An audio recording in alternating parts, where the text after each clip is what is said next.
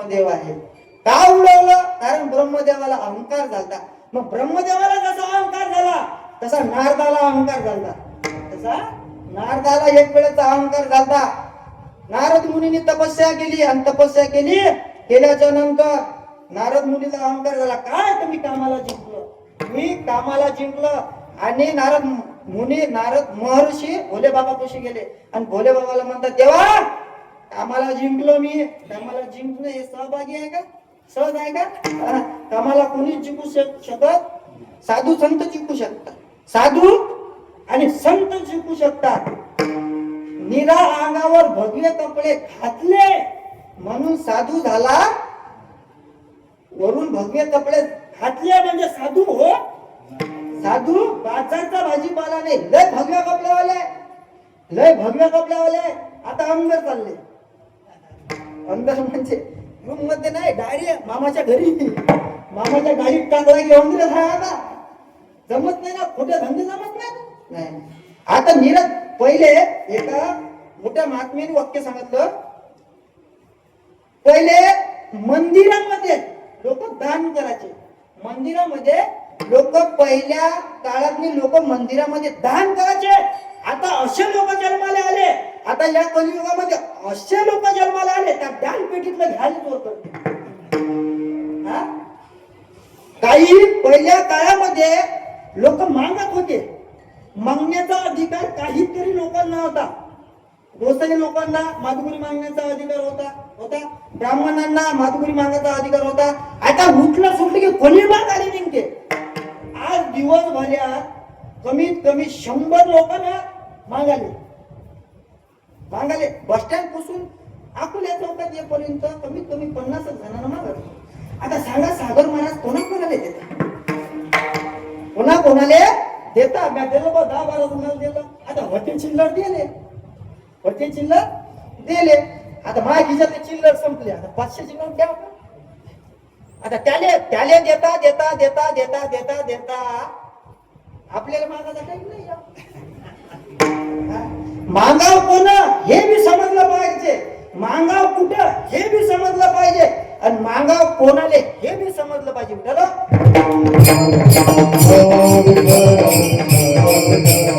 आपला विषय असा चालू होता, नारदाला फोड झाला. कशाचा? अहंकाराचा. मग भगवंता कशी, भोले बाबा कशी नारद मुनी गेले आणि भगवंताला सांगतात, देवा तुम्हाला जेव्हा अहंकार आला तुम्ही कामदेवाला जाळलं. तुम्हाला क्रोध आला, तुम्ही काम जेव्हा तुमच्यावर बाण घेऊन वार करण्याकरता आला तर तुम्ही कामाला भस्म करून टाकलं. तुमच्यापेक्षा माझा अधिकार मोठा आहे. तुमच्यापेक्षा माझा अधिकार मोठा आहे. मला उठवाले आले पण माझी तपस्या भंग झाली नाही. मी कामाने जिंकलं. भोले बाबा सरळ सांगत होते, नारदा तू एक काम कर. मला सांगितलं तू देवापाशी जाऊ ते लय अलग आहे. त्याच्यापाशी तू जाऊच नको. ते नाही तर तुला कागज काढ. पण नारदाले अहंकार झाला. मग आता तिथून नारद निघाले. क्षीरसागरात भगवंतापाशी आले. नारद भगवंतापाशी आले. त्याला देवाला सांगितलं, देवा निरा झोपाच घेता, आमच्याकडे लक्ष देत ना. काही लोक मला एक आठवण सांगते. काही लोक म्हणते सांगत महाराज, काही लोक म्हणते जर दुःख आलं ना जीवनामध्ये तर काही लोक म्हणते देवाचं आमच्यावर लक्षच नाही. देवाचं आमच्यावर लक्षच नाही ना बळू. देवाचं आमच्यावर लक्ष नाही. राजा देवाचं तुझ्यावर लक्ष आहे म्हणून तू जित आहे. देवानं जर लक्ष काढलं ना काय घरापुढे गर्दीच टाकारे म्हणते आणणारे बाबू आडवा पेरारी आले. देवाचं लक्ष नाही. लक्ष आहे म्हणून जिंकला आपण. त्याने जर लक्ष काढलं ना तर गर्दीच होते आपल्याला. असं जमत नाही ना. मग तसं काय झालं, नारदाचा पोळाचा मग काय झालं, नारद मुनी आले. देवा बिना झोपा नका घेऊ, लक्ष द्या. कामाले जिंकलो म्या कामाले. देव म्हणजे असं का? बरोबर. देवाने हात जोडले कोणाला? नारदाला. नारद महर्षी आजपासून तुमची पूजा करतो. बरं. नारद मुनी तिथून निघाले आणि बाहेर आल्याच्या नंतर देवानं अशी माया केली निर्माण केली. एक नगर बसवलं आणि त्या नगराची एक राणी तयार केली, एक राजा तयार केला. आणि त्या राणीने एक मुलगी झाली. आणि मुलगी झाल्याच्या नंतर त्यातले नारद मुनी सापडले. नारायण नारायण नारायण भजन करत राजानं पकडलं. गेले. नारद मुनीला पकडले, चला नारदजी, काय माझी मुलगी लग्नाला आली, एक काम करा तुम्ही तिचा बायोडाटा काढू, तिची जन्मकुंडली काढू. नारद मुनी पाहायला गेले. आता हे गेले बायोडाटा काढायला, बायोडाटा काढायला गेले, बायोडाटा काढायला गेले. काढता काढता काढता ते मुलगी येऊन बसली, ते राणीची मुलगी येऊन बसली, राजकन्या येऊन बसली. त्यांनी असे खाली पायत पायत पायत पायत कुंडली काढली. कुंडली काढणं झाली. मग शेवटी म्हणे नाव विचार, असं म्हणत होते का नाही, पहिले नाव विचारत असते नाही का, नावाशिवाय निघते कुंडली. मी हो म्हटलं तरी हो नका म्हणून जाऊ. मी दारून उलट उलट म्हणत असतो, मला ते झोपले का जागी आहे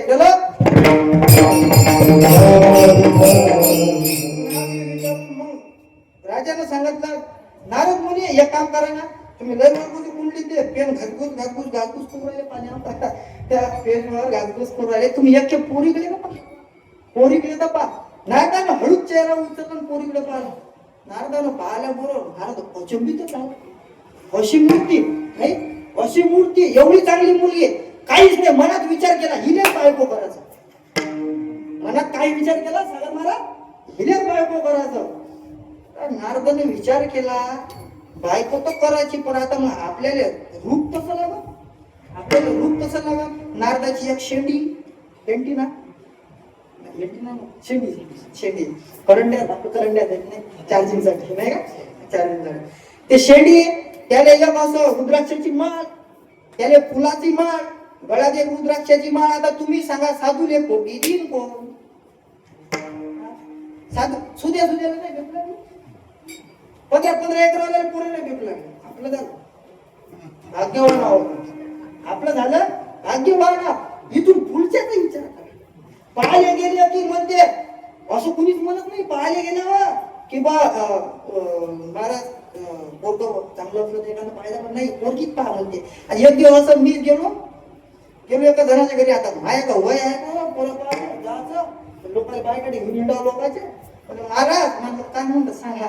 म्हणे एखादी पोरगी पाहिजे म्हणे आपण इथं गरीबाची, गरीबाची एखादी पोरगी भाषा, गरीबाची एखादी, काही नाही दिलं तर सारा आपणच करू म्हणे. सारं तिकडे मंडप आहे आपणच घालू, वांगीची भाजी आपणच करू, वांगे गुंजी किंजी सब आपणच करू म्हणे. वाटलं तर आपण जीव म्हणे त्याला 50-60 लागत असं नाही. कठीण परिस्थिती आहे, पोरगी नाही भेटू लागल्या. साधूले पोरगी देणं म्हणजे लय कठीण काम आहे, लय कठीण. लोक असं विचार करतात 15-20 वाला एकरावाला जर असला ना तो दारू पिणारा चालते, तो दारू पिणारा चालते म्हणते. लोकांची मानसिकता एवढी डाऊन व्हायला आहे महाराज, आगडे महाराज, एवढी डाऊन व्हायला आहे. पिणारा चालते म्हणते, लेचिन खेत येणारा चालते, पण म्हणते हे घरी तरी येते, हे घरी येते. या बॉयाची गॅरंटी नाही म्हणते हे घरी करून. 7 दिवस गेले की तिकडे मरते नाही, राहते तिकडेच राहते, गॅरंटी नाही बॉयाची. आमचं काय हो इकडे नागपुरात कोणता दिवस कोणता, आता इथं हो उद्या सकाळी न्या मध्ये, काल असं उद्या सकाळी काय असं न्या. आमची काय गॅरंटी आहे, काहीच गॅरंटी नाही ना. म्हणून एक असं सांगणार, चांगल्याले द्या, चांगल्याले द्या, आणि चांगल्याच्या त्याच्या पुढे सांगायचं काही तुम्हाला गरज नाही. आपला विषय असा चालू होता बाबा, नारदाले ती मुलगी पसंत आली, नारदाले ती मुलगी पसंत आली. आता रूप मागायचं, जगामध्ये फक्त एकच देव आपल्याला रूप देऊ शकते, को भगवंत नारायण. आपला अर्धा घंटा राहिला सागर महाराज मोबाईल पाहता कामच नाही, डायरेक्ट आपल्या ह्याच्यातच कॉम्प्युटर आहे.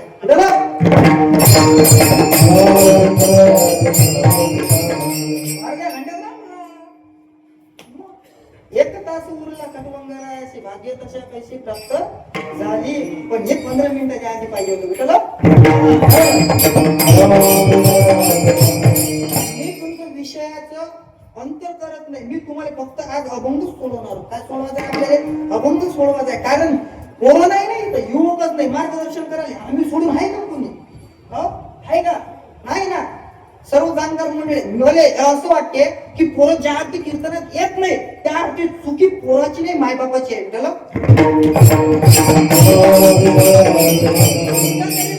जिथपर्यंत तुम्ही कीर्तनात येसाल ना, तिथपर्यंत तुमचे लेकरं कसे येतील हो, एके ठिकाणी अभंगामध्ये संतांनी वर्णन केलं, वडील जे जे करते त्या नाव धर्म ठेवते, त्या नाव जे मायबाप करत. लहान लेकरू असलं तेव्हा माणूस जसा वागतो तसे मायबाप वागतात, तसे लेकरं वागतात. एक प्रसंग सांगतो तुम्हाला, दृष्टांत आठवला म्हणून सांगतो. दृष्टांत सांगतो आणि पहिल्या दृष्टांताच्या इकडे वळतो. एक वेळेचा असा प्रसंग झाला. दृष्टांत जरी खालच्या दर्जाचा आहे, ऐका, दृष्टांत जरी खालच्या दर्जाचा आहे पण त्यातला सिद्धांत मोठा आहे, हे लक्षात घ्या.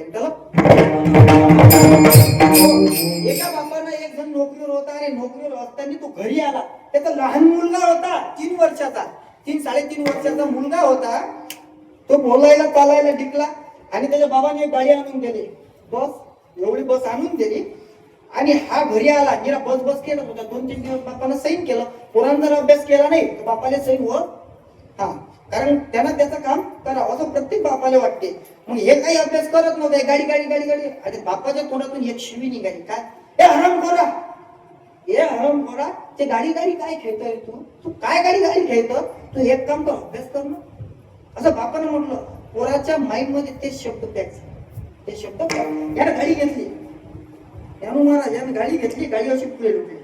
गाडी, तो गाडी गाडी असा खेळत होता, पुढे पुढे गाडी Dick Dick Dick Dick Dick Dick गाडी निघाली. गाडी इथून तिथपर्यंत नेली. आणि तो काय म्हणते माहित आहे का, ज्या ज्या हरामखोरांना गाडीत बसायचं आहे, ऐका, ज्या ज्या हरामखोरांना गाडीत बसायचं आहे त्यांनी लवकर लवकर गाडीत बसा. कारण एका हरामखोरामुळे आधीच गाडी आपली लेट झाली. माझा सांगायचा हे उद्देश होता, तुम्ही जे करसाल ते तुमचे लेकर, तुम्ही कीर्तनात येऊन बसा, तुमचे लेकर कीर्तनात येऊन बसतील.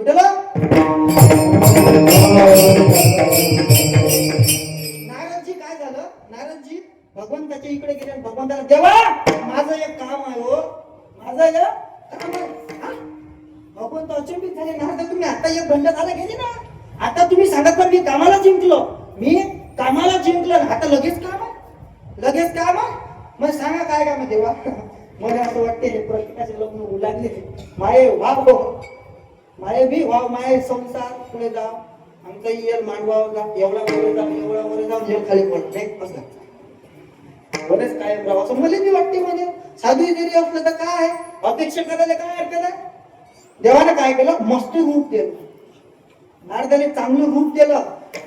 हे धड आहे ना, धडापासून खाली चांगलं सुंदर रूप दिलं, पण तोंड माकडाचं दिलं, तोंड माकडाचं दिलं. आणि सभा भरली, काय सर्व इकडे राजे महाराजे देव दानव सर्व त्या सभेत आले. त्या सभेत आल्याच्या नंतर नारदजी बसले, आपल्याला पसंत करून पोरगी दोन बसले, पसंत करत. पण काय झालं, एका इकडे राक्षस देव, एका इकडे सर्व संत इथे बसले. ते काय करे, माळ घे, या लाईन न जाय, त्या लाईन न जाय, माळ घेऊन या लाईन न जाय. नारदजी पसंत आहे, पण देवानं आपल्याला चांगलं रूप दिलं, पण या माळ कोण आपल्या गळ्यात टाकत नाही. मग भगवंतानी हे माहेरूपी भगवंतांनी राजाचा अवतार घेतला, एक रूप घेतलं आणि ते रूप घेऊन बसले. त्या मायावी राणीने काय केलं, ती माळ घेतली आणि भगवंताच्या गळ्यामध्ये टाकली आणि ते निघाले दोघं जण. नारदजी याचे 2 द्वार पास, जय आणि विजय, रूप बदलून आले. नारदजी तुम्ही एवढे चांगले पाहिल्या, एवढे चांगले पाहिल्या, मला असं वाटते की तुमच्या गळ्यात माळ का घातली नाही. त्या राणीने तुमच्या गळ्यात, म्हणजे प्रॉब्लेम काय. नारदजी तुम्ही एक काम करा, म्हणजे आरसा बघ तुम्ही, आरसा आरसा. नारदजी तेव्हा का आरसा जाय ना मोठा पाण्यापाशी गेलं, तोंड पाहिजे माकडाचं, तोंड माकडाचं. देवापाशी गेले, देवा हे चांगलं नाही केलं तुम्ही, म्हणजे काय 2-2 बायका घेऊन चालले, 2-2 बायका घेऊन चालले, मध्ये लग्न करायचं तर बायको दिली नाही. हा, मला सर्व शरीर रूपवान दिला, तोंड माकडाचं दिलं. एक शाप देतो देवा तुम्हाला, जेव्हा तुम्ही राम अवतार घेता तेव्हा या माकडाशिवाय तुमचं भागणार नाही. आणि त्या भगवंताचं नामस्मरण करणारे नारद, ज्या ती नारदानं भगवंताचं नामस्मरण केलं, ज्या ती नारदानं जसं भगवंताचं नामस्मरण केलं, कोणाचं केलं, एकट्या भगवंताचं केलं, तसं आपणही एकाचं नाव घ्यायचं अभंगाचं प्रथम चरण. Oh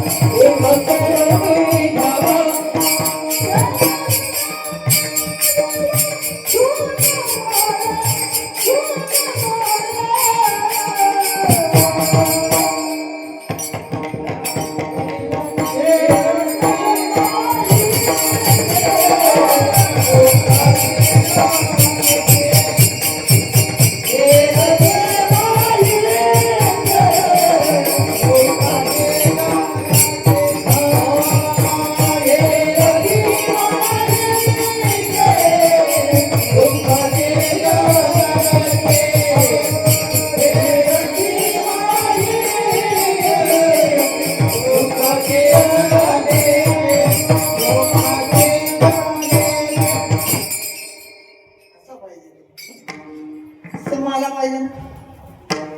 मग जसं भगवंताचं एक नामस्मरण करायचं, आपला तो एका देवा करून घ्यावा, तेने विना जीवा सुख नाही. मग भगवंताचं, त्या भगवंताचं नामस्मरण कोणी कोणी केलं ते आपल्याला पाहायचं आहे. पण सर्वांनी टाळी वाजून भगवंताचं एक मिनिट नामस्मरण करू बेटा.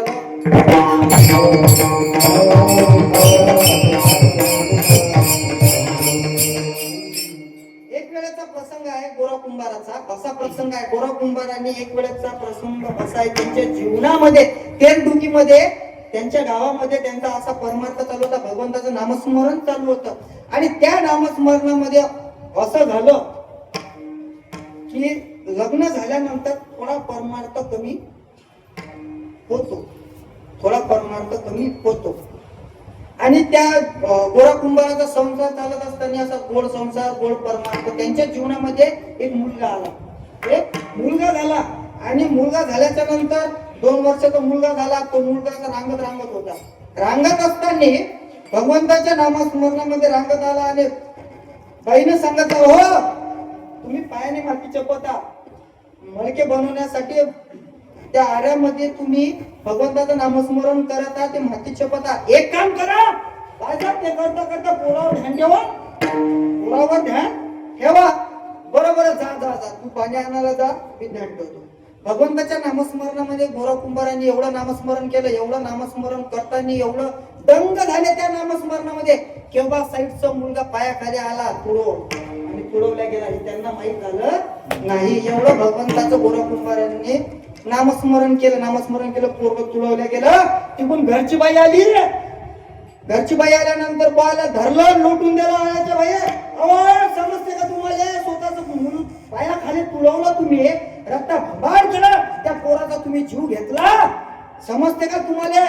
आता गोरा कुंभारांनी सर्व प्रसंग ऐकून घेतला. आपल्याजवळ टाइम कमी आहे, सर्व ऐकून घेतल्याच्या नंतर पण गोरा कुंभारांनी ते बोलता बोलता, ती बाई बोलता बोलता, घरची बाई बोलता बोलता अशी बोलली, कारण अंगाच्या आज झाल्यावर बोलणारच आहे ना. एवढं सोन्यासारखं लेकरू पायाखाली तुडवल्यावर घरची बाई बोलणार नाही, बोलणार आहे का, बोलली. आणि